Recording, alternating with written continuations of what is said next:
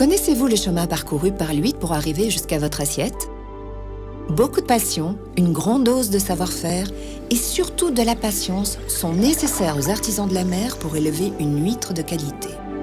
On appelle cet élevage l'ostréiculture.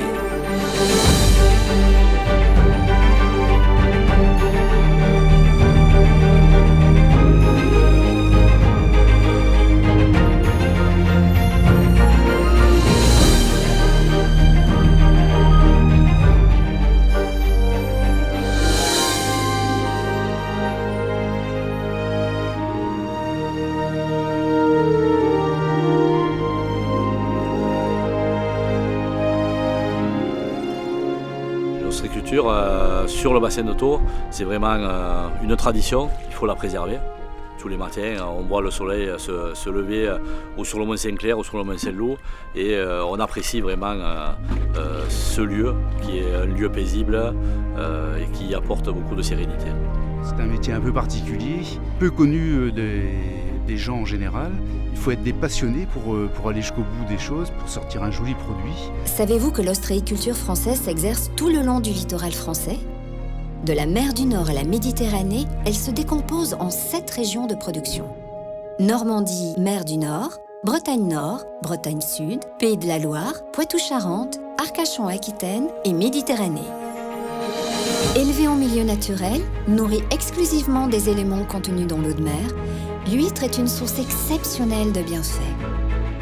Le littoral français bénéficie d'une remarquable diversité de produits.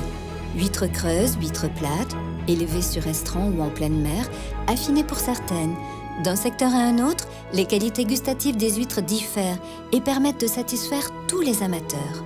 En France, 2 espèces sont élevées sur nos côtes. L'huître creuse, nom latin Crassostrea gigas, et l'huître plate, nom latin Ostrea edulis.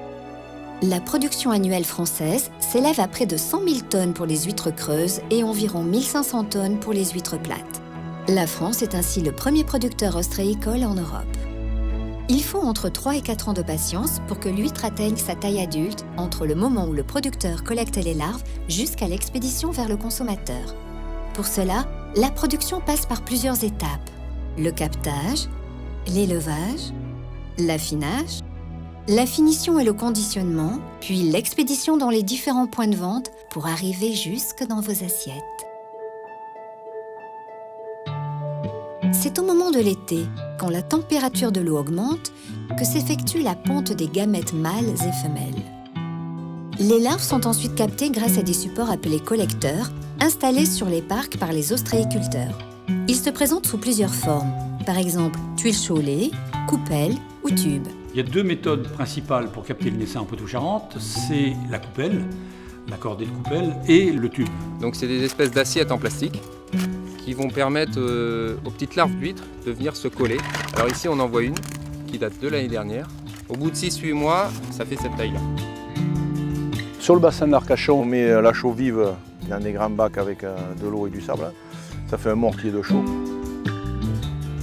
À ce moment-là, on pose des collecteurs, en l'occurrence aujourd'hui c'est des tuiles, pour pouvoir capter les huîtres, elles vont venir se coller dessus et pousser dessus. Et après on va les ramener au port et les passer dans une machine qui s'appelle une détroqueuse, une machine avec des lames qui va faire sauter la couche de chaux et en même temps les huîtres qu'il y a dessus sans les tuer. Le mode de captage en Bretagne Sud pour les huîtres plates se fait sur des coupelles chaulées que l'on prépare à l'époque du mois de juin et que l'on immerge fin juin. Je dis cette méthode parce que tout simplement c'est plus facile pour la décoller. Comme l'huître plate, elle est plate, d'après son nom, eh bien il faut tout simplement qu'on puisse la détroquer, l'enlever de son support plus facilement. C'est de cette capacité à récolter les huîtres et ainsi maîtriser leur production qu'est née l'ostréiculture.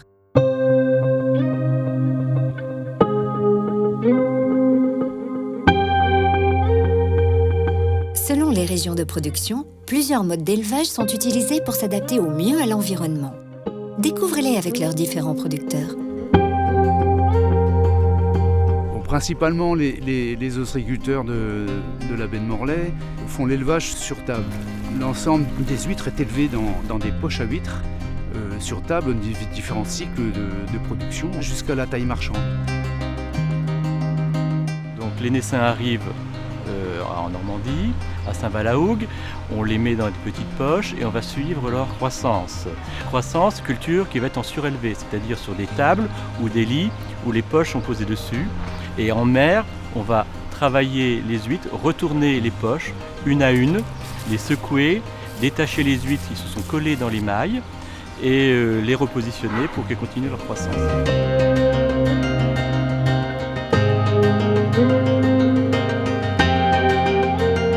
Les étapes d'huîtres creuses dans le bassin d'Otto, c'est l'élevage en suspension. C'est des pieux de chemin de fer plantés avec des structures au-dessus, on le voit derrière moi, auxquelles on suspend des cordes. On fait passer un fil, un chou de ciment et une autre huître par-dessus. C'est-à-dire que ça fait des petits plots de 3 huîtres qui, une fois suspendues dans l'eau, se développent et se conquent puisqu'elles vont chercher le soleil pour se développer encore plus.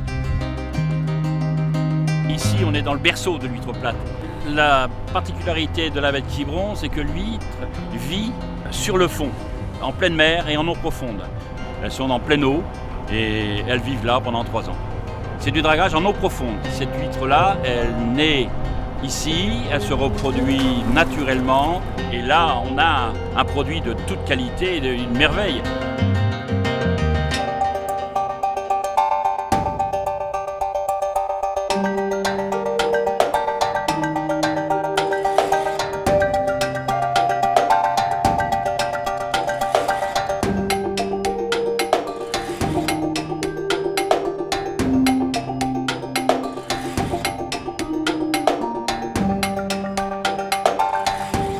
Certaines huîtres adultes sont placées dans des bassins d'affinage, appelés clairs, dans des eaux moins salées et plus riches en plancton. La Charente-Maritime est le seul département français où sont concentrées la majeure partie des clairs. Les clairs, c'est des bassins creusés sur d'anciens marais salants et qui sont dévolus à l'affinage des huîtres.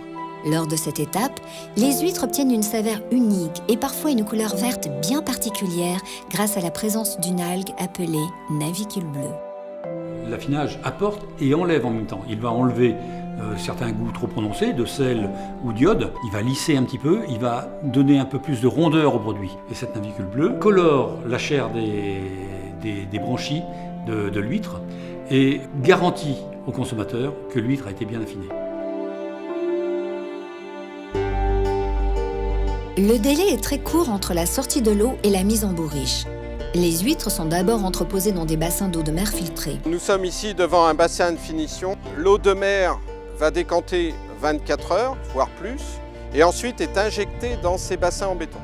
À partir de là, les huîtres que l'on va mettre dedans vont filtrer cette eau pour être purifiées de tout organisme et aussi de toutes les petites impuretés qu'elles ont pu accumuler. L'huître est un animal vivant et qui doit le rester jusqu'à sa consommation. Elle est donc encore plus surveillée que tous les autres produits alimentaires. Il faut savoir que l'ostréiculture française dans sa globalité a à cœur d'avoir un produit de très bonne qualité sanitaire et hygiène. Chaque établissement ostréicole est visité plusieurs fois par an par les services vétérinaires. Des contrôles approfondis sont effectués sur tous les points de vente. Les huîtres en particulier sont particulièrement contrôlées à toute étape de leur vie et principalement juste avant la commercialisation par les services vétérinaires, par Ifremer et par les professionnels eux-mêmes. Dans l'hypothèse où on détecterait un souci sur les produits, il y a des procédures draconiennes qui existent pour retirer les produits du marché dans un souci de protection du consommateur. Elles sont ensuite lavées, triées, calibrées, puis rangées à plat dans les bourriches sur lesquelles sont collées les étiquettes sanitaires. Et tout cela en moins de 48 heures. Avant toute commercialisation, les huîtres passent automatiquement par des centres d'expédition agréés. Les circuits et les délais de distribution sont très courts. Les huîtres sont le plus souvent vendues directement du producteur au consommateur ou expédiées en direct auprès des poissonneries, des restaurants ou des grandes surfaces. De par son caractère et ses innombrables qualités, l'huître ne laisse personne indifférent. Les grands amateurs la dégustent sans modération. Et vous, à quelles occasions la consommez-vous? On les consomme toute l'année, enfin, surtout depuis qu'on est dans la région. On peut la consommer à tout moment, on peut très bien la prendre en apéritif, comme en plat. La période où la consommation est la plus forte, c'est de septembre jusqu'à mars. Mais toute l'année, on a des huîtres exceptionnelles, on peut les consommer sans modération. À midi, on va manger des huîtres. Je pense que ce soir, on remangera des huîtres. Demain, peut-être encore des huîtres. Apparemment, on aime ça. Hein. On dit souvent que l'huître symbolise la fête, l'esprit de partage.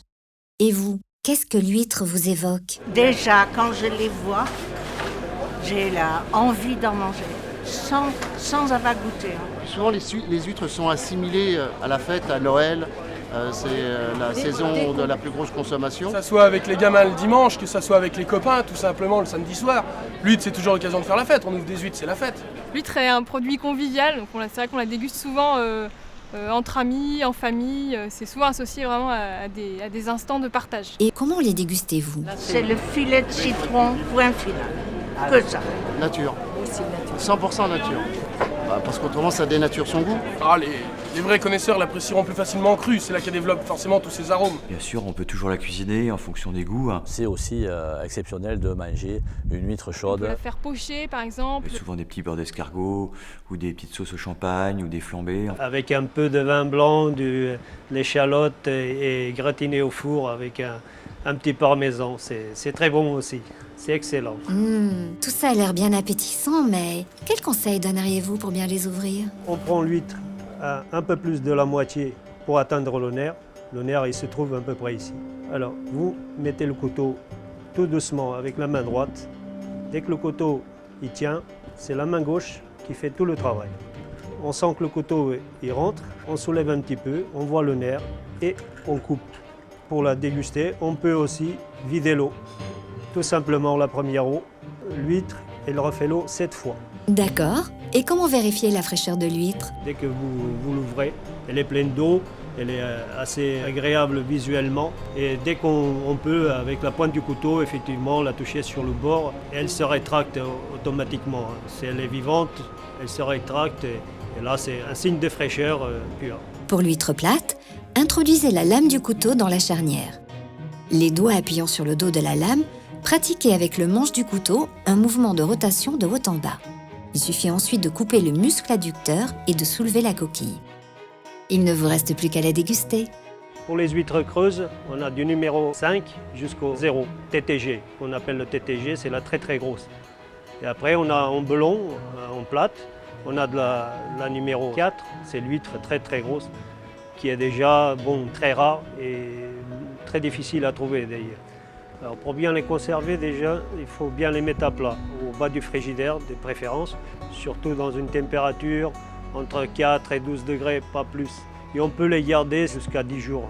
Concernant les bourriches d'huîtres, il faut donc qu'il y ait le nom du producteur pour pouvoir identifier d'où les huîtres proviennent. Ensuite, il y a la marque sanitaire avec un numéro d'agrément de l'entreprise, ainsi que la date d'expédition des huîtres pour connaître leur état de fraîcheur. Véritable trésor gustatif, l'huître cache aussi de nombreuses qualités nutritionnelles. L'huître, c'est un trésor d'oligo-éléments, de sels minéraux, de vitamines. C'est un capital santé sans égal.